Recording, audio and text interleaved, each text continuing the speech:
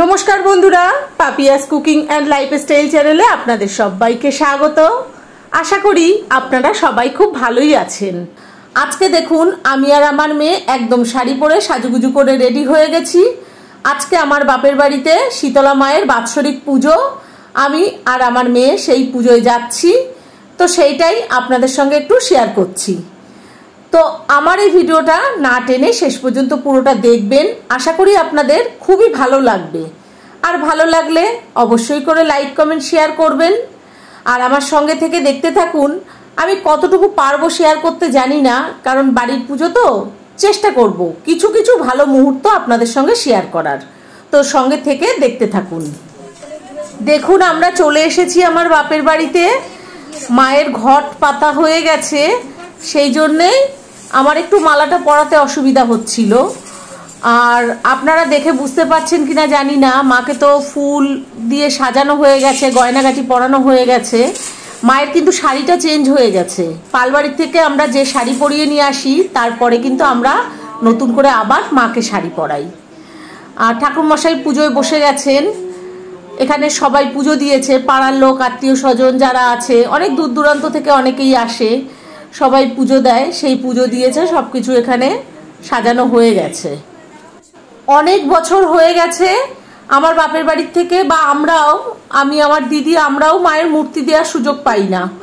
তার কারণ সবাই মানসিক করে, প্রত্যেক বছর কেউ না কেউ মায়ের মূর্তি দেয়। এই বছর এই বৌদি বসে আছেন, উনি দিয়েছেন মায়ের মূর্তি, শাড়ি, সব কিছু উনি দিয়েছেন। কারণ যে যা মানসিক করে, কিছু না কিছু নিশ্চয়ই তাদের ফল ফলে, সেই কারণেই সবাই দেয়। আমরা দেওয়ার সুযোগ পাই না। যে আমাদের মানসিক লাগে না, এমনি নর্মালি যে আমাদের ইচ্ছা করে যে এই বছর আমি একটু মায়ের মূর্তি দেব, সে আর দিতেই পারি না।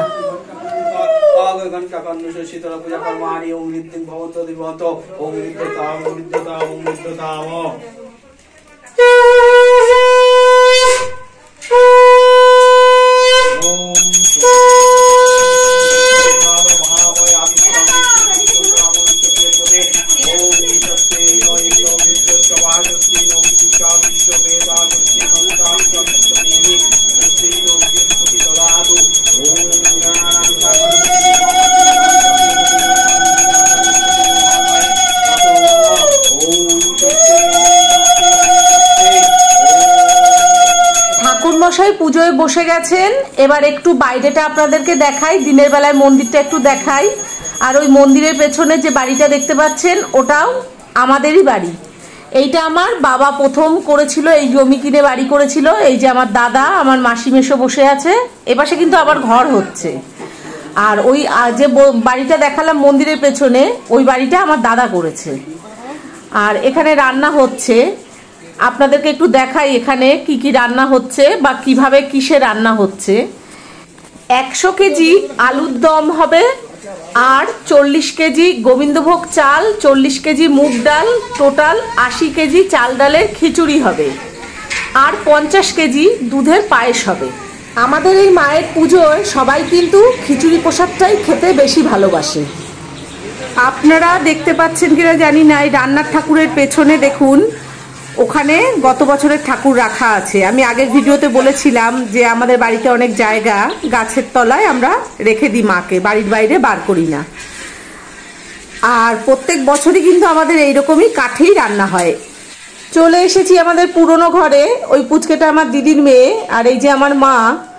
দেখুন, আমাদের পুরনো ঘরগুলো সব নষ্ট হয়ে গেছে, এইগুলোকে সব ভেঙে আবার রিপেয়ার করা হবে। সবই এখন ভেঙে চুরে আবার নতুন হবে। তো এই যে বৌদি, আমাদের পাড়ার বৌদি, আমরা বৌদি বলে ডাকি, উনি ঠাকুরের ভোগ রান্না করেন। আমাদেরও মায়ের ভোগ উনি রান্না করেছেন। উনি অনেক জায়গায় পুজোয় ভোগ রান্না করেন।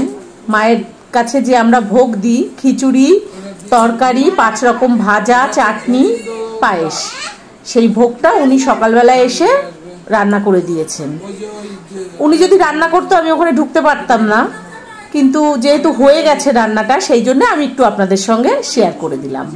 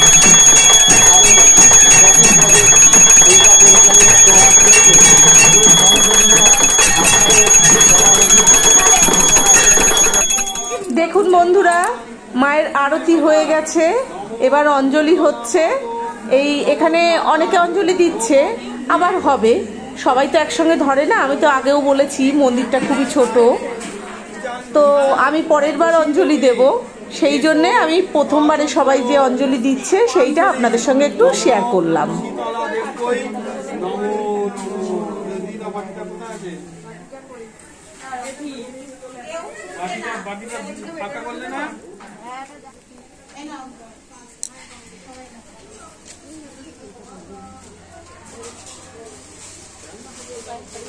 আর ওই যে পাঞ্জাবি পরে যে দাদা বসে আছেন, উনি কিন্তু এই বছর পুজোর যে খিচুড়ি হচ্ছে, খিচুড়ির চাল আর ডালটা উনি দিয়েছেন। ওনার মানসিক ছিল, সেই মানসিকটা পূরণ হয়েছে, সেই জন্য উনি চাল আর ডালটা দিয়েছেন।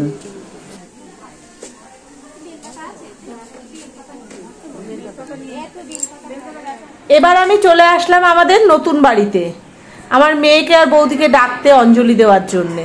আমার মেয়ের কলেজের সব বান্ধবীরা এসেছে, ওদেরকে নিয়ে ও এখানে বসেই গল্প করছে। আর এই যে আমার বৌদিকে আমি মাথা ইশারা করে বলে দিলাম। আর এখানে দেখুন এই যে আমার মেয়ের সব বান্ধবীরা, আমি দেখাবো না, তোরা এসেছিস এখানে।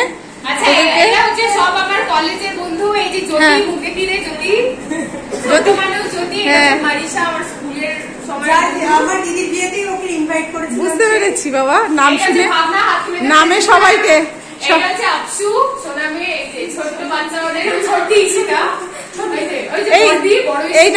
এটা কিন্তু সারা জীবন থেকে যাবে।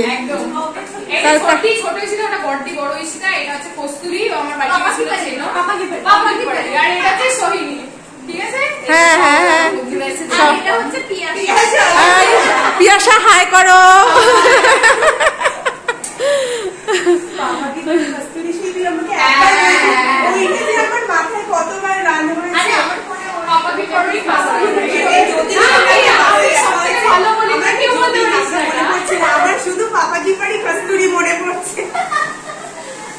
এই যে আমাদের পুচকু চলে এসেছে, আমার দিদির মেয়ে।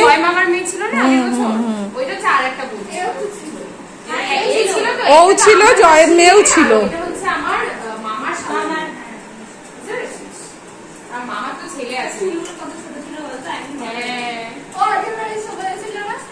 এই যে আমার বাবা, এই মায়ের যে পুজো হচ্ছে, এই মাকে আমার বাবা স্বপ্নে পেয়েছেন আমার জন্মের আগের কথা। তারপরে আমার জন্ম হয়েছে, জন্মের পর থেকে এই পুজো হচ্ছে, প্রত্যেক বছরই পুজো হয়। আমার যে বছর ঠাকুরদাদা মারা গেছিলেন, কালসূজের বছর ছিল, সেই বছর চৈত্র মাসে পুজো হয়নি, তার কারণ আমাদের চৈত্র মাসেই ঠাকুরদাদার কালসূজ উঠেছিল, তারপরে আর পুজো করার সময় ছিল না। তারপরে তো অনেক ঘটনা ঘটেছে, একই বছরের মধ্যে 2 বার বাৎসরিক পুজো করতে হয়েছে আমার বাবাকে। চৈত্র মাস তো শেষ হয়ে গেল, বছর শেষ, তারপরে জ্যৈষ্ঠ মাসে আমার ডিপথেরিয়া হয়েছিল, তখন আমার 5-6 বছর বয়স। কলকাতার আইডি হসপিটালে ভর্তি ছিলাম। 14 দিনের দিন আমার বাবা মাকে ডেকে ডাক্তার বলেছিলেন যে লড়াই শেষ, আমাদের হাতে আর কিচ্ছু নেই, আপনারা এবার ঠাকুরকে ডাকুন, মানে আমি আর বাঁচবো না। তখন আমার মা ওখান থেকে বাড়িতে এসে ঠাকুরের কাছে কেঁদে কেটে বলেছিল যে আমি তো তোমার ভক্তি করে পুজো করি, তুমি আমার সন্তানকে কেড়ে নিচ্ছ, আমি তোমার পুজো করতে পারিনি গত বছরে, সেই জন্যে তো তুমি 3 দিনের মধ্যে আমার সন্তানকে আমার কোলে ফিরিয়ে দেবে। এই বছর এই জ্যৈষ্ঠ মাসে তোমার পুজো করব, গত বছরের পুজো, আবার এই বছর চৈত্র মাসে তোমার বাৎসরিক পুজো যেমন হয় সেরকম হবে, একদম আগুনে জল পড়ার মতন। পরের দিন যখন আমার বাবা গেছিল হসপিটালে, আমার মা যেতে পারিনি, মায়ের খুব শরীর খারাপ হয়ে গেছিল, তখন আমার বাবাকে ডাক্তাররা বললেন রাত্রে একটা মিরাক্কেল হয়ে গেছে, আপনার মেয়ে ভালো আছে, কাল বাদে পরশুদিন ছুটি দিয়ে দেবো, আপনারা বাড়িতে নিয়ে যাবেন। এরকম মায়ের অনেক ঘটনা আছে, এরকম একটা ভিডিওতে কেন 10টা ভিডিওতেও শেষ হবে না। যাই হোক, আমি আজকে আর বেশি কিছু বলবো না, তো আজকের ভিডিও আমি এখানেই শেষ করব। আর এর পরের পার্ট আগামী দিনে আপনারা পেয়ে যাবেন। আর এতক্ষণ আমার সঙ্গে থাকার জন্য অসংখ্য অসংখ্য ধন্যবাদ।